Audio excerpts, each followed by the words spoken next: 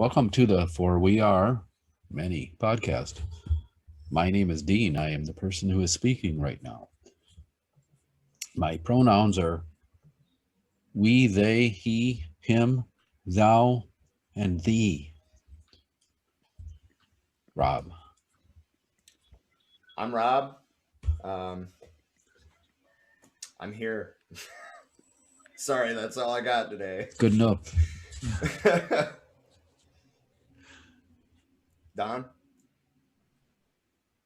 Good evening, everyone. It's your boy back again.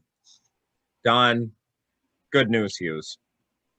We'll get to the good news later, but hi, I'm proud of you. You made it. Next. Hi, I'm Trisha. Currently somewhat present. I'm here. Maybe not fully.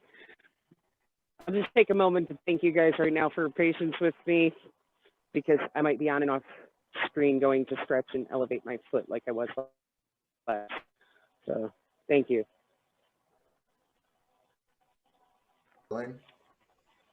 Next. Right on. My name is Sterling. I am also not here, officially or unofficially. And that's really it. Done. And Brandon, I guess that leaves you. Brandon is our guest today.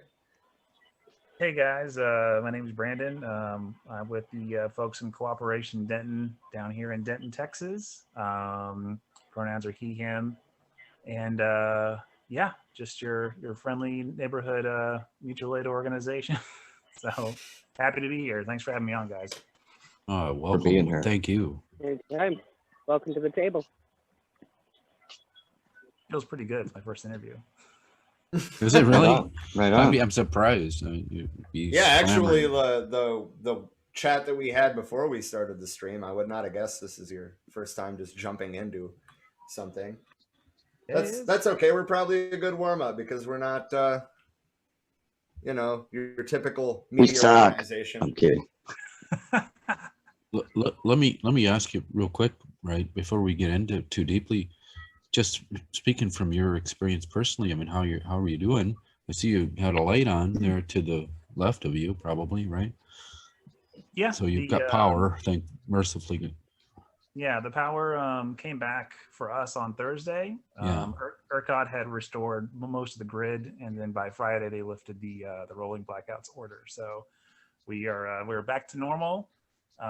There's just a lot of people who still have no water because the pipes bursting caused permanent water loss for some housing, and so they've had to bring people out to repair it. And plumbers are just like backed up for weeks. Like it's pretty bad. So that's the immediate need. So, Rob, I hope you don't mind. I just have a few questions, if that's okay. Go ahead. Okay.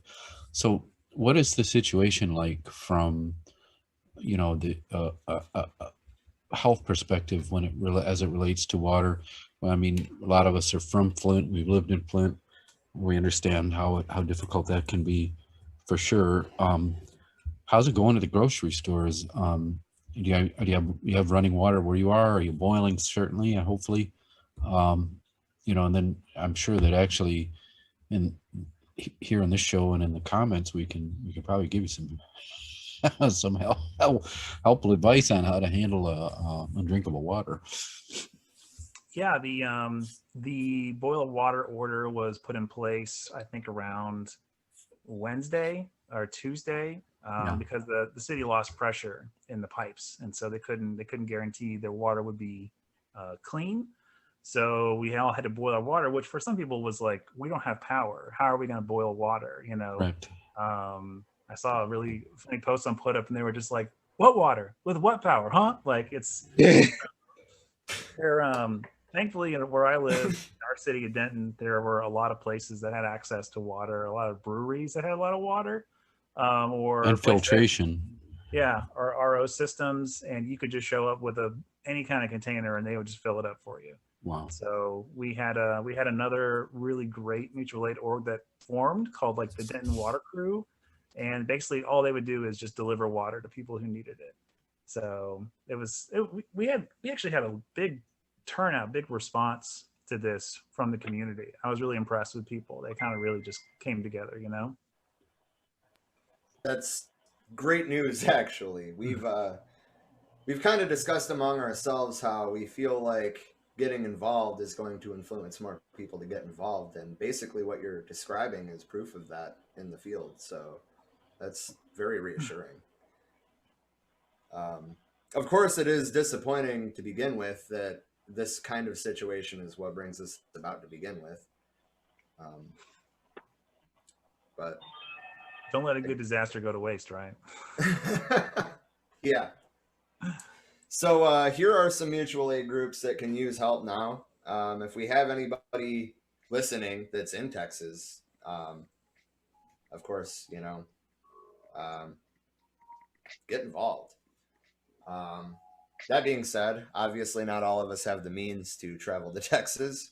So, there's options for donating to these groups.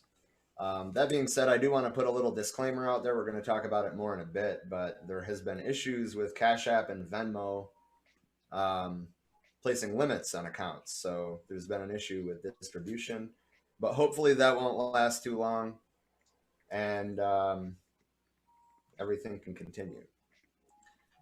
That's basically all I wanted to plug there. So I guess moving on. I do have a link that we're going to drop in the comments. But what is the situation like on the ground? Like, I mean, that can be either now or when it started. But when it started, it was kind of like a scramble, right? Because like when this thing like hit us, like it hit us hard. Like power, whenever we started losing power, people were like, "What do we do?" You know, because we didn't know when it was coming back on. Some of us were on rotating power. Other folks didn't have power for days. Some of their houses, some of my friends in their houses, it was 45 degrees indoors. So, and like, these guys had kids and like we had no way to make food.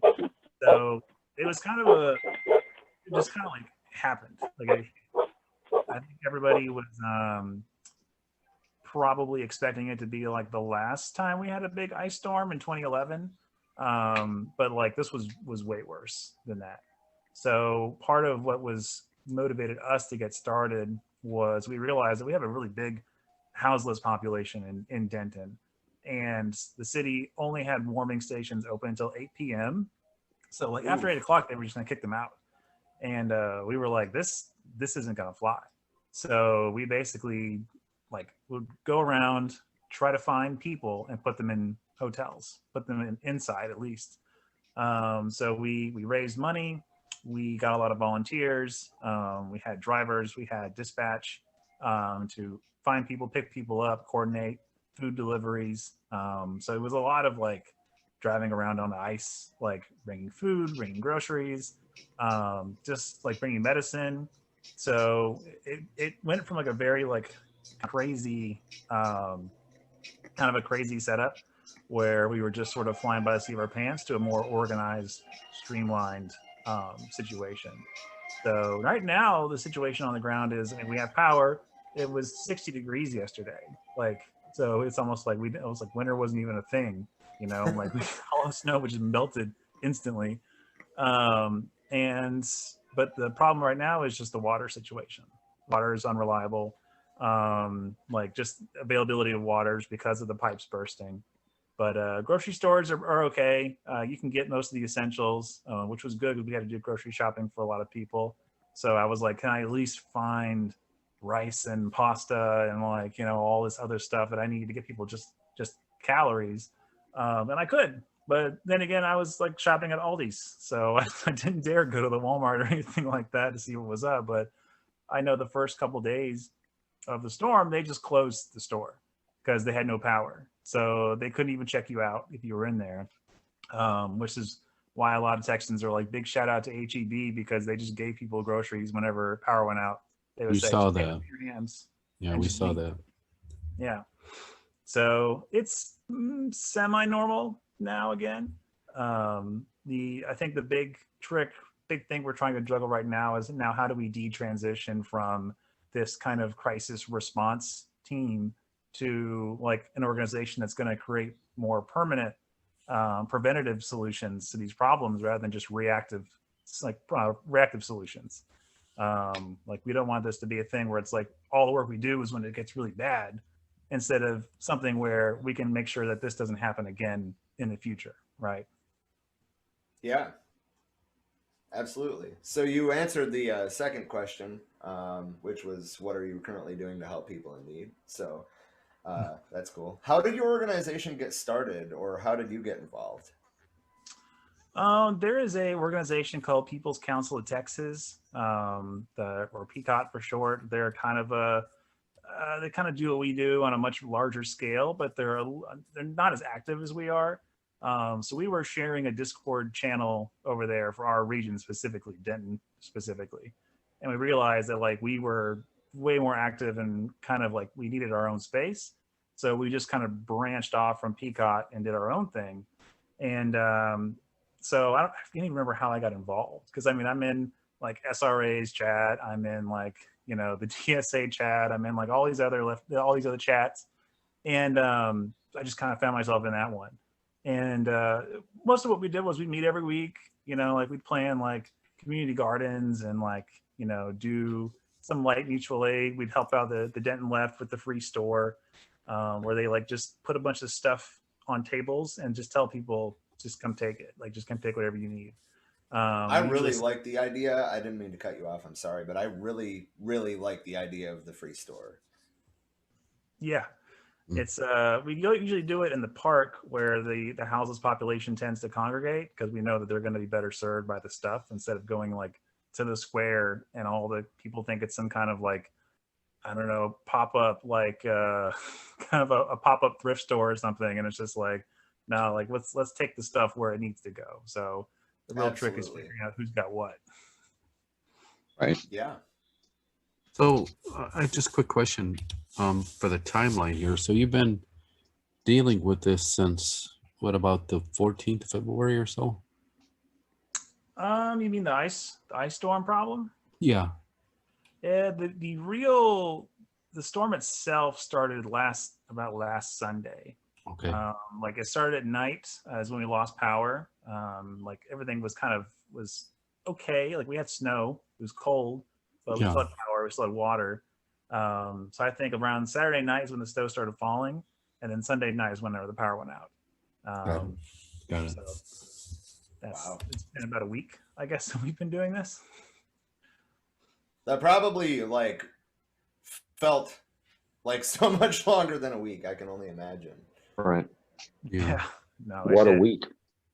Yeah, we it was semi to our advantage because we weren't going to work, right? Because everybody was closed, so that left a lot of time for us to be able to volunteer, you know, with people. So like this became our job over this flash freeze.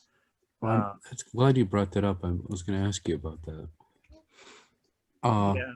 So two things, right? One, you have power, and most of the people you know have power, but it's not over, or is it? It is. The pretty much all the grid has been restored. Okay.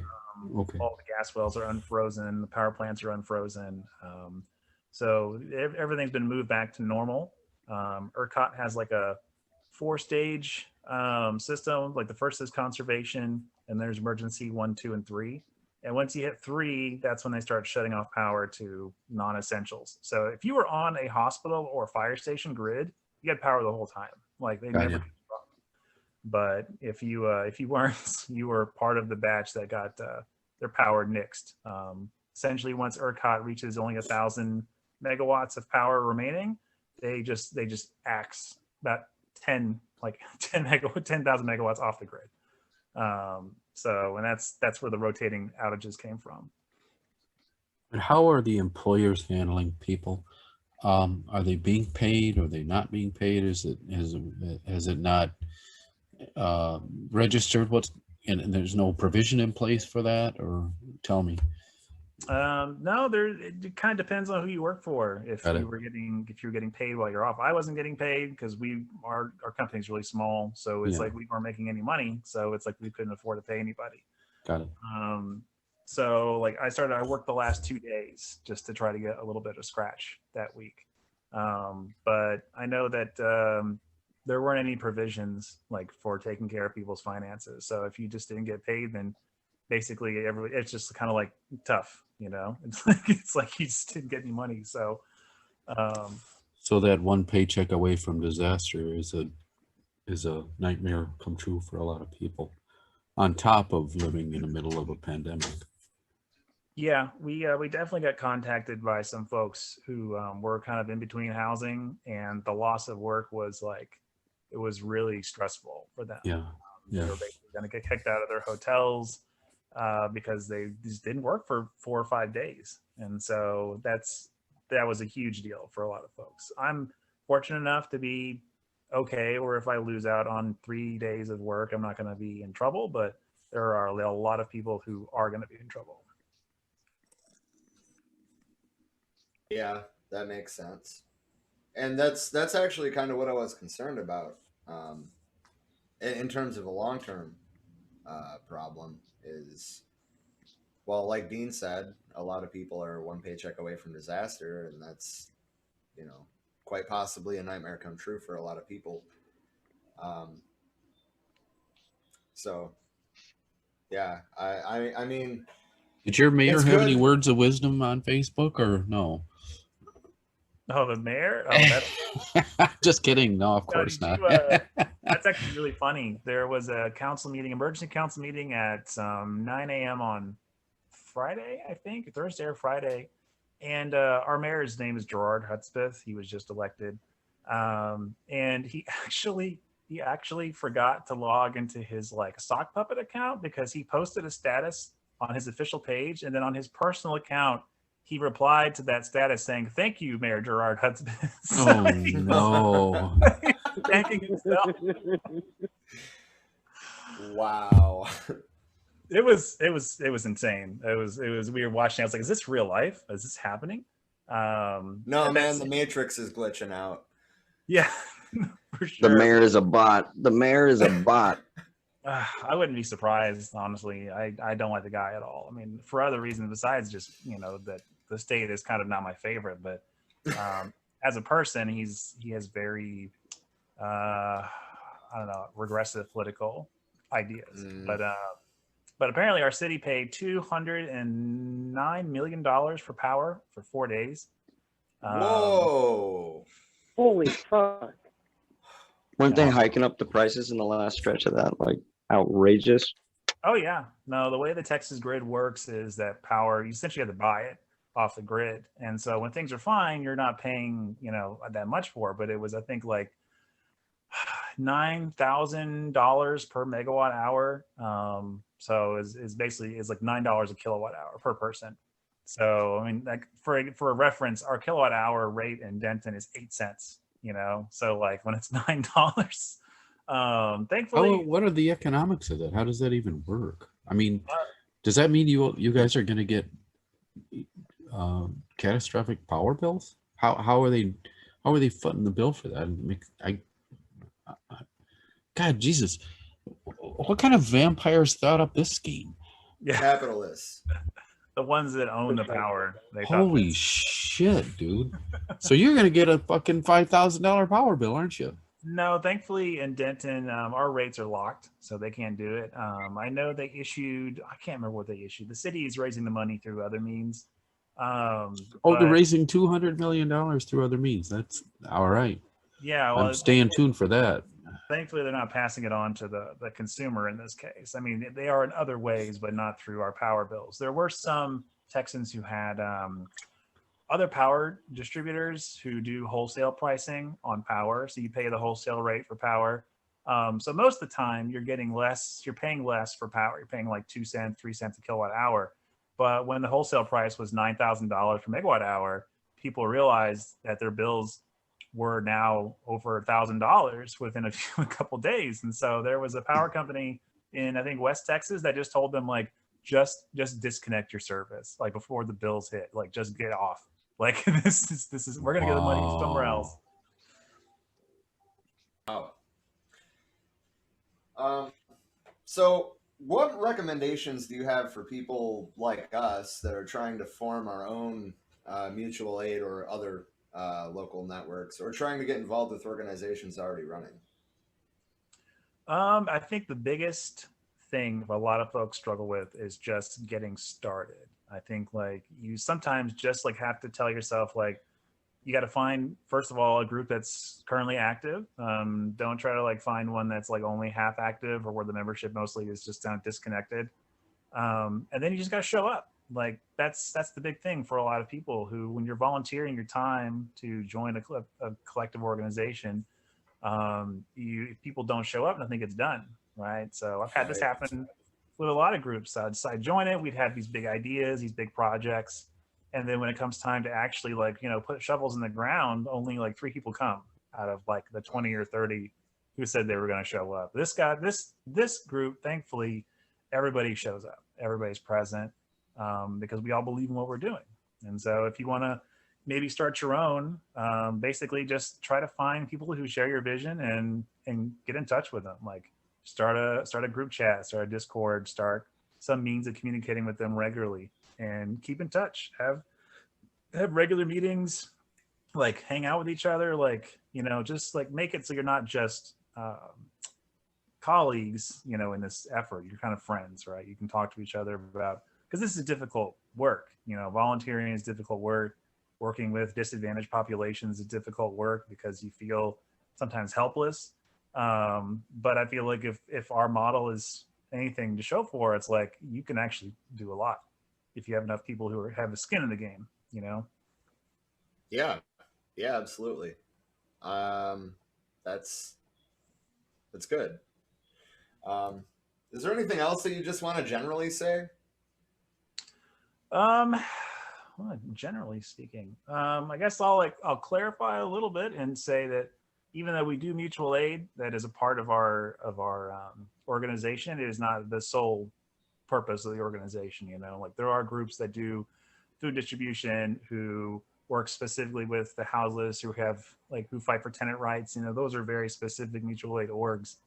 But the aims of Cooperation Denton is really to have a system in place where we're not a reactive organization. Like we're preventing these situations from happening in the future, right? Like maybe using those funds or that work to start a community-owned housing cooperative, would be a good step. It's like having shelter where if this happens again, we're not just lining the pockets of landlords who owned hotels, who are gouging the prices of 2-star, 1-star hotels to $125 a night, because they know that they can do it, and they know that nobody's gonna turn away shelter in a blizzard. So it's like, instead of doing that in the future, instead of spending like 10 grand on hotels to shady landlords, maybe put that money towards having housing that we own or the community owns, so that whenever the time comes, it's like we've got a place we can put people. So it's those ideas, the building the community dual power network, getting people on board with taking care of ourselves, is sort of what our aim is. Mutual aid is always going to be a part of it. We're always going to work with people who fall in hard times or the houseless population in town, but there are definitely orgs that do that like full time, like 100% of the time. And so I think if someone needs mutual aid funding, it's probably those guys, because I think our little the network we've established doing the freeze has definitely made it seem like that's kind of like all we do, but it's like it's just a part of what we do. Yeah. Honestly, I'm really glad you came on. This has been a really productive thing. So while we're talking, is there any chance that in the future you'd be interested in coming back for a mutual aid organizing workshop? Yeah, absolutely. I'd love to come back. That'd be awesome. So that's pretty much all the questions I had for you. But I liked everything you said, man. Like straight up. The idea of the free store is great. being able to mobilize before there's a problem, I think, is an important goal for any group to have. And I mean, I don't know, you were down to earth and straightforward about it. I appreciate that. So Absolutely. the Rob, next segment. can you share the detail slide? Oh You have yeah, that? Yeah. yeah. My bad. That's actually what I was gonna do when I was scrolling, but then I forgot what. So I was just gonna go on to the next thing, which is about guerrilla gardening. If you're interested in discussing that.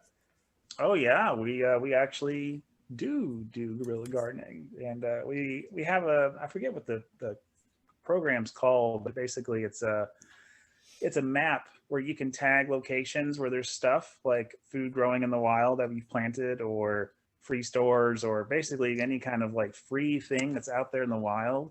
And we were going to start making seed bombs and just like throwing them in places like where people would be kind of obscure a little bit, so that we could just start gardens everywhere.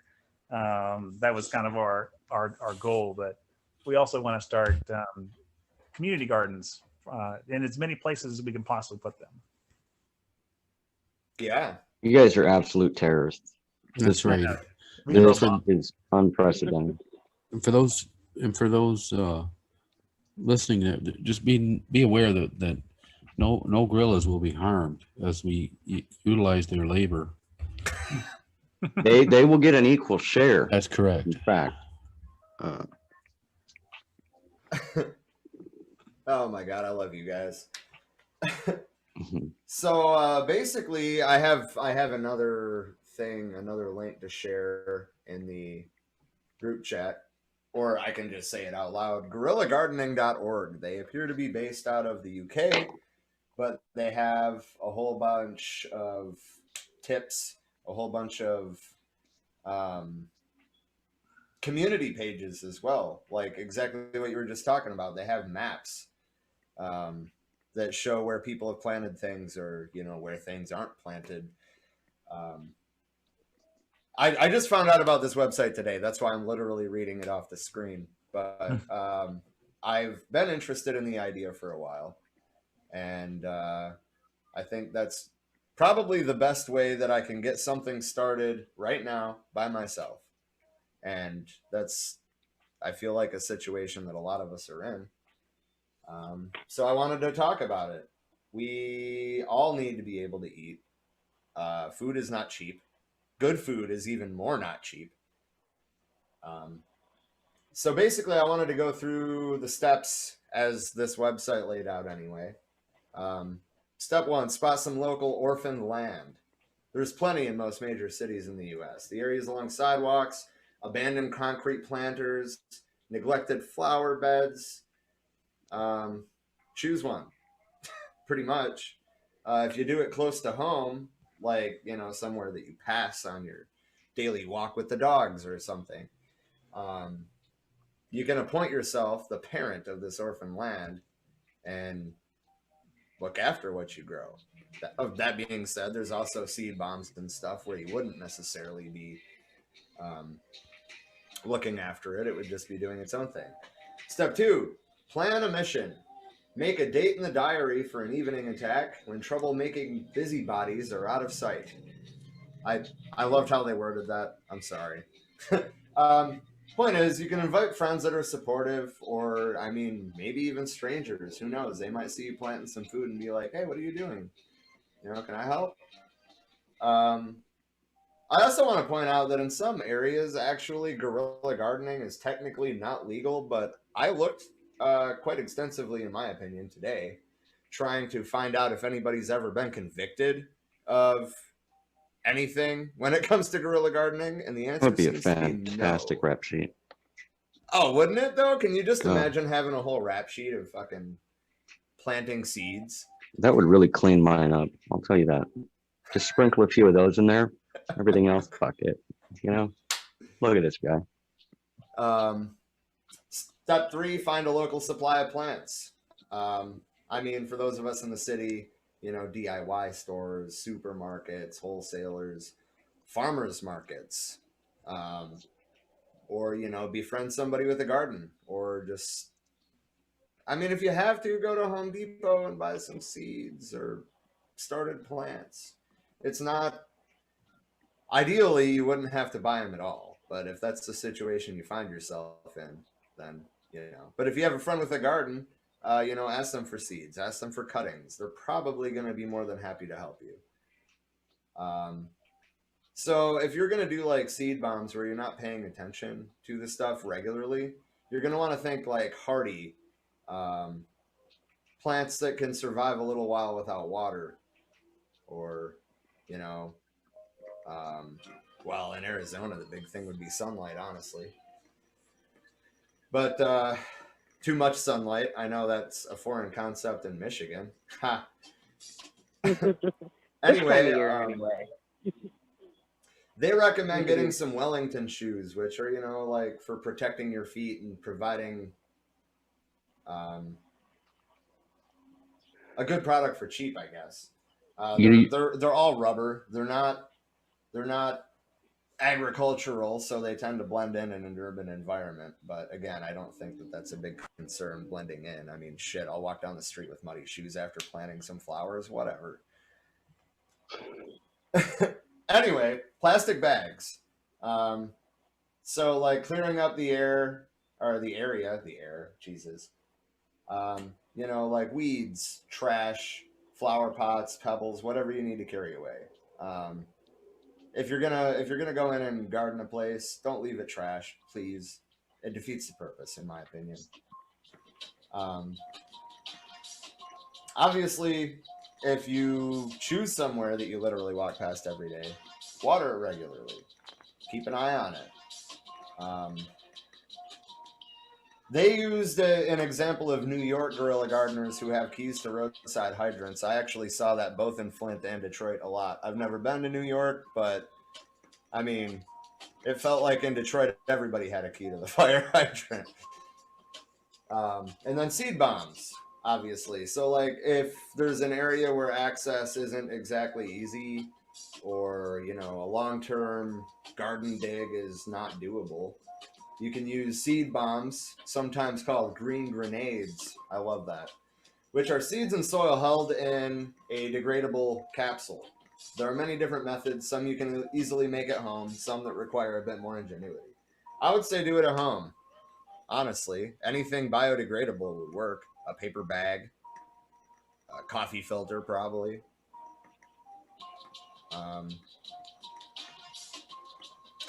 If you can, find some natural fertilizers. Some places would be lucky enough to have like a compost pile or a compost bin to have healthy soil to grow the stuff in. Obviously, that's not going to be necessarily able to be done in some areas. But if it is, I mean, by all means, do it. And then spreading the word so other people know. You can do flyers. You can do a poster or a simple marker where it is, a marker in the soil. You can talk to people that are walking by in conversation, and, you know, maybe they'll get involved. If you are not within walking distance from your house, then you're going to need to remember that gardening is dirty. So, you know, if you're not willing to get your car dirty, then you're probably going to have to find somebody else's source of transportation. But there was a book that they recommended, which I've actually been recommended by other people before. It's called On Guerrilla Gardening by Richard Reynolds. I'm pretty sure that he's the dude that does that website, honestly, because he referred to himself in the third person. The third person? No. The first person. Anyway. I plan on getting that book, actually, but first I need to finish reading my way through Your Farm in the City. Oh, well, that was effective. I tried to hold it up, but it just was the background, so never mind. But I'm currently reading Your Farm in the City, and that is a really... I knew that I was going to learn from it. I did not realize how much I was going to learn from it. They talk all about soil fertility. They talk about what kinds of plants can grow where. They talk about, I mean, they have diagrams in here to turn your entire yard into a garden, front and back. and I wasn't mindful of the idea of like sprinkling pollinators, flowers, in vegetable gardens, so that way it would draw in, you know, bees and butterflies. It's a must, dude. What? It's a must. Well, out here especially, yeah. I mean, in Michigan, when I had a garden, I never had to worry about that. There's wildflowers on the side of the road, you know, but Yeah. there isn't wild fucking anything in Arizona, except for, you know, like mangy coyotes and stuff, rattlesnakes. And private prisons. Kidding. He's not really I kidding. No, I don't. I mean, I live in Texas, man. This is like the lockup state. Like, we love prison here. Oh yeah. You either work for it or you're in it. Yeah. Unfortunately, that is. Does anybody else have anything they want to say on guerrilla gardening? I mean, Sterling, I know you're a gardener, not so much the guerrilla variety, but Yet. yeah. No, I just need focus, honestly, or a lot of this would be something I would have implemented already. There's a lot I need to do, but I think just staying consistent is really important for me right now. Just making sure I'm gardening, making sure I'm replanting and keeping it going, rather than just letting all this land go to waste. You know, I think, Yeah. ruin your lawns, put some boxes in, grow some food. I mean, fuck lawns, honestly. It was a way for the French monarchy to flex on the peasants. We're past that shit. Stop it.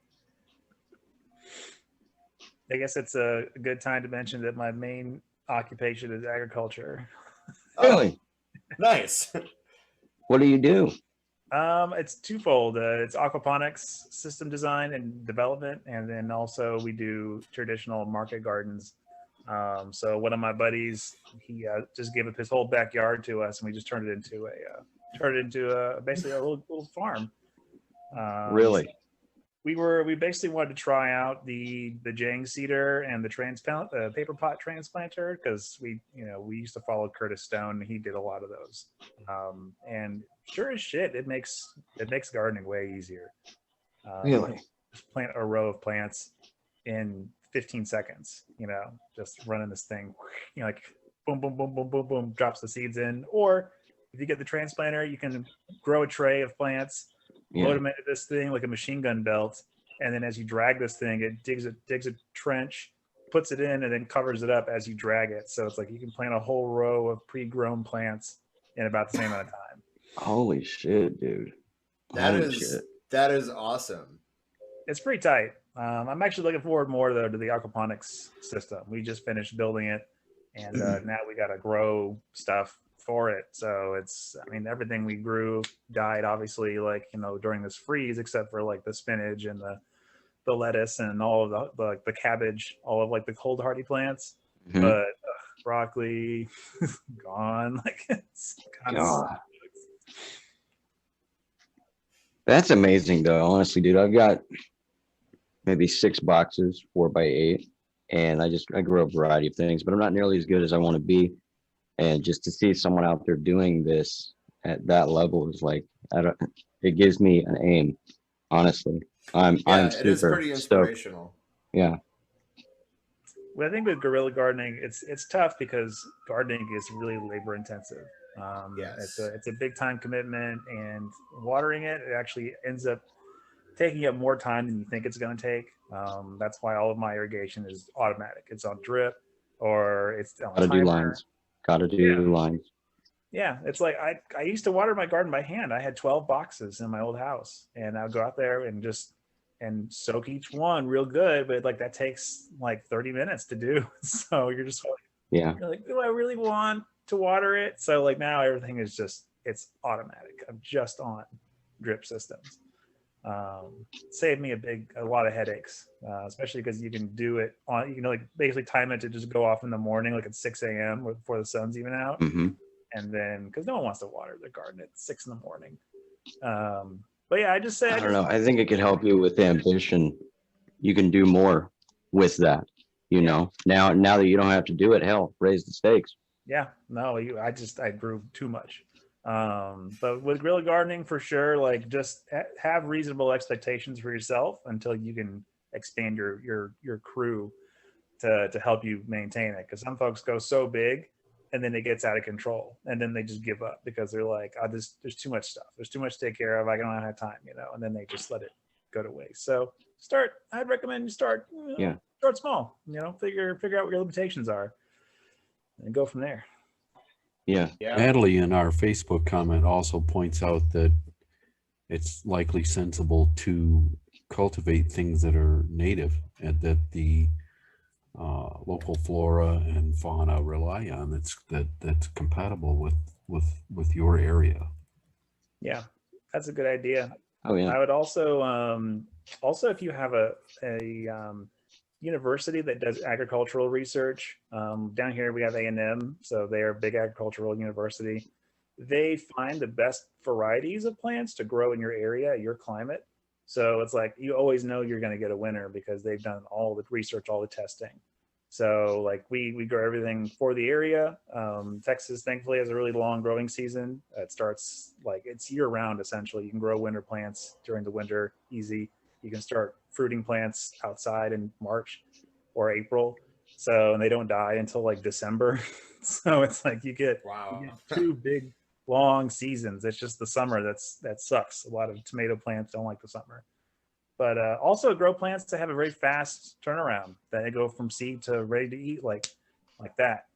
Radishes are good, lettuce is good, beets are good. Anything that like you can basically put it in the ground and then eat it within a month or 2. So good DTM is definitely advantageous. It also makes you feel like you've done something because like you get the product quick, and you're just like, yeah. Whereas if you like grow something like, I don't know, like watermelon or tomatoes, it can take a long time to finally eat that first piece of fruit, and you feel like you're just watering this green plant with nothing on it forever. Yeah,